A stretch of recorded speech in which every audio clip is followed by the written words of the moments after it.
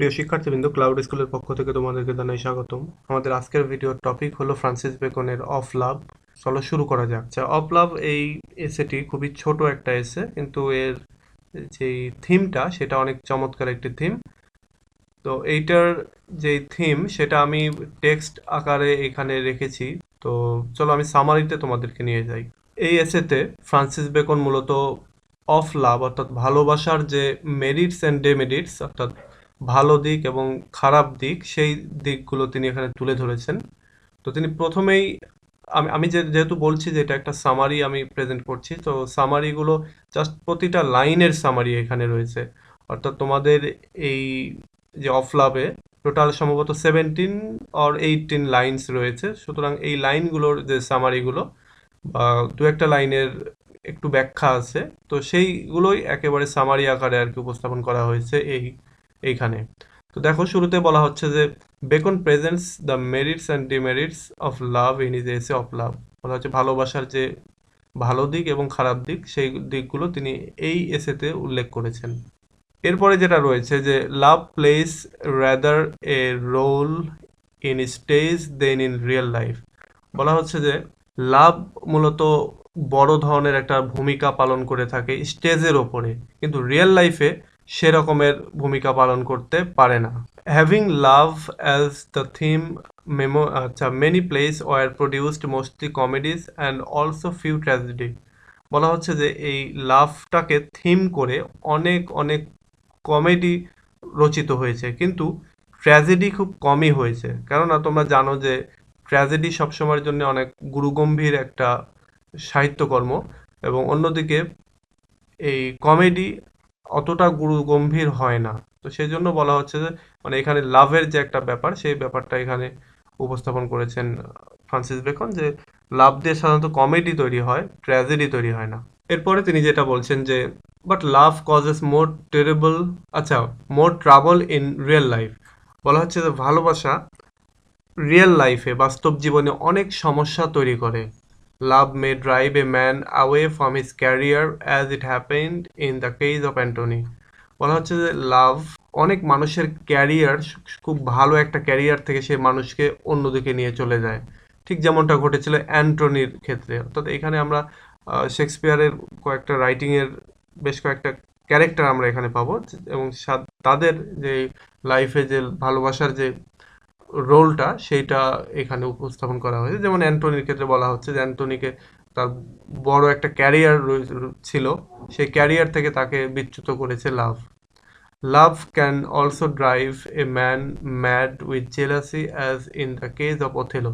বলা হচ্ছে ওথেলোর ক্ষেত্রে এই লাভই তাকে হিংসুটে বানিয়েছিল। In real life none has lost his mental balance for the sake of love. এবং বাস্তব জীবনে অর্থাৎ এটা যেটা হয় যে স্টেজের ওপরে বা সিনেমাতে বা মুভিতে যেটা দেখা যায় যে ভালোবাসার কারণে বা প্রেমের কারণে অনেক নায়ক বা নায়িকা অর্থাৎ অ্যাক্টর বা অ্যাক্ট্রেস তারা ম্যাড হয়, পাগল হয়, কিন্তু রিয়েল লাইফে এটা কখনোই দেখা যায় না। অর্থাৎ মেন্টালি ইমব্যালেন্সড হয়েছে ফর দ্য শেক অফ লাভ অর্থাৎ ভালোবাসার কারণে, এরকমটা দেখা যায় না রিয়েল লাইফে, যদিও এটা নাটকে অনেক দেখা যায়। There were exceptions like Anthony and Claudius, wise men of Rome. বলা হচ্ছে কিন্তু এইখানে ক্লডিয়াস যাকে বলা হয় ওয়াইজ ম্যান অফ রোম, বলা হচ্ছে সে এক্সেপশন ছিল। অ্যান্টনি একরকমের ছিল, অ্যান্টনি, তবে এখানে যেটা বলছে যে ক্লডিয়াসের মতো এরকম ওয়াইজ ম্যান বা এরকম এক্সেপশন যারা ভালোবাসার পরেও তারা মানে সাকসেসফুল ছিল, এদের সংখ্যা খুব কম। কিন্তু অ্যান্টনির বা ওথেলোর মতো ক্যারেক্টার বা ওথেলো বা অ্যান্থনির মতো এরম এক্সাম্পল আরো অনেক অনেক আছে। Beacon says that it is foolish to kneel before a lady for the sake of love. Beacon এখানে যে কথাটি বলছেন যে কোনো একটা লেডির সামনে ফুল নিয়ে হাঁটু গেড়ে বসাটা একটা ফুলিশ কাজ, একটা বোকার গর্দভের মতো একটা কাজ এটা। He says that there are more mysterious to be unraveled about mankind. তিনি বলছেন যে আরো অনেক অনেক বিষয় রয়েছে মিস্টেরিয়াস বা অনেক রহস্যময়, অনেক এক্সাইটিং, অনেক অ্যাডভেঞ্চারাস কাজ রয়েছে, সেইগুলো মানুষের করা উচিত ফুল নিয়ে মেয়ে মানুষের সামনে হাঁটু গেড়ে না বসে ভালোবাসার জন্য। লাভ ডিস্টর্টস ম্যানস জাজমেন্ট অফ থিংস। এরপরে তিনি বলছেন যে লাভ হচ্ছে মানুষের যেই ন্যায় বিচার করার যে ক্ষমতা সেই ক্ষমতাটাকে নষ্ট করে দেয়। Men indulge in flattery once they fall in love. মানুষ ছল চাতুরিতে পতিত হয় যখন তারা প্রেমে পড়ে, অর্থাৎ প্রেমে পড়ার পরে বা ভালোবাসায় পড়ার পরে মানুষ অনেক ধরনের ছল চাতুরিতে জড়িয়ে পড়ে। Their flattery would be worse than that of oneself flattery. আচ্ছা, দ্যাট অফ সেলফ ফ্ল্যাটারি বলা হচ্ছে তাদের ফ্ল্যাটারিটা উড বি ওর্স, অর্থাৎ অনেক খারাপ অবস্থায় চলে যায়, then that of self flattery, অর্থাৎ সেলফ ফ্ল্যাটারির চাইতে তাদের এই ফ্ল্যাটারিটা আরো অনেক খারাপ হয়। One cannot love and one cannot be wise at the same time. বলছে যে কেউই একই সঙ্গে প্রেমিক এবং ওয়াইজ ম্যান হতে পারে না, অর্থাৎ কেউই একই সঙ্গে ভালোবাসলো কাউকে এবং আবার জ্ঞানীও হলো, এই দুটা হয় না, অর্থাৎ এটা সম্ভব নয়। Man should keep vigil against the passion of love. বলা হচ্ছে যে মানুষের উচিত এই জাতীয় ভালোবাসার যেই অনুভূতি, যে প্যাশন, সেখান থেকে দূরে থাকা বা সেখান থেকে সতর্ক থাকা। A lover may not only lose other things for the sake of love but also loses love. বলা হচ্ছে যে একটা মানুষ ভালোবাসার কারণে অন্যান্য জিনিস যে হারায়, এটাই শুধু নয়, বরং সে ভালোবাসাটাও হারিয়ে ফেলে।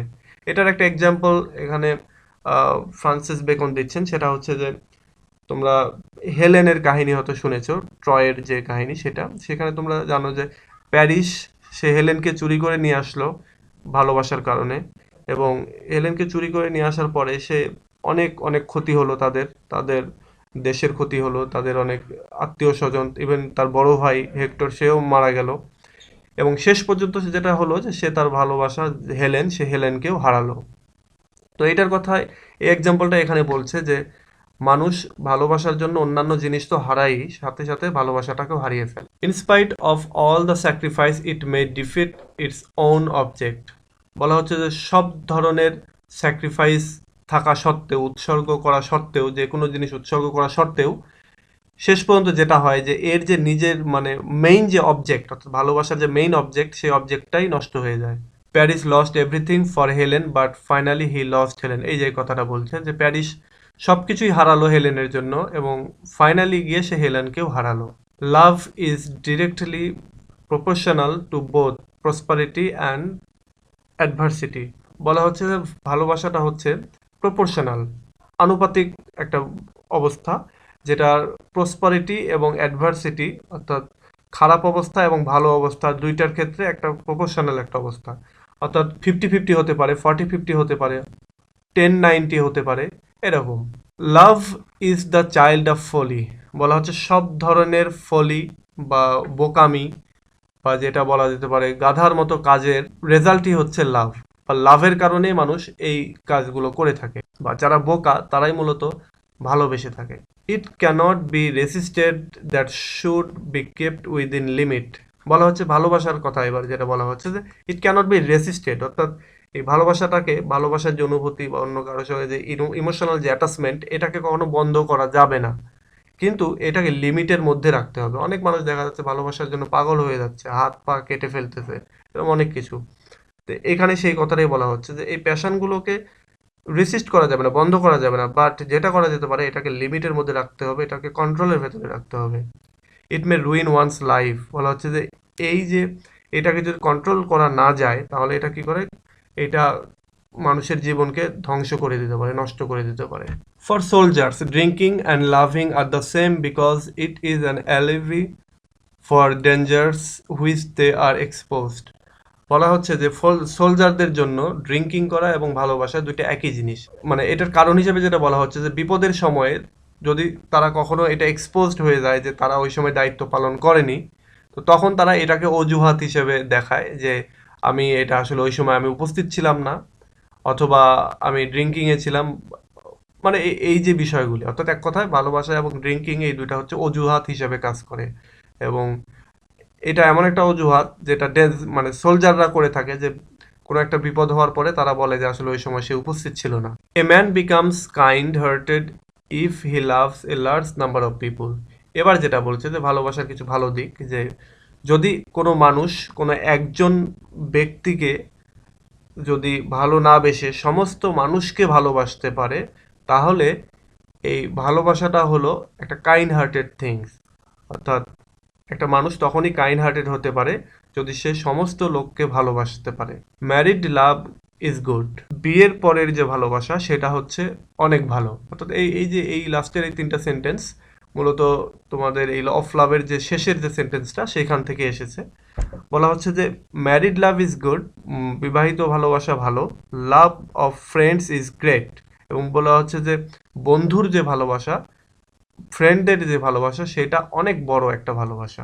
Immoral love only debases human value, এবং যে সর্বশেষ যে কথাটা বলা হচ্ছে যে অনৈতিক যে ভালোবাসা সেইটা বা ইমোরাল যে ভালোবাসা সেইটা হচ্ছে মানুষের যে মূল্যবোধ সেটাকে ধ্বংস করে দেয় বা নষ্ট করে দেয়।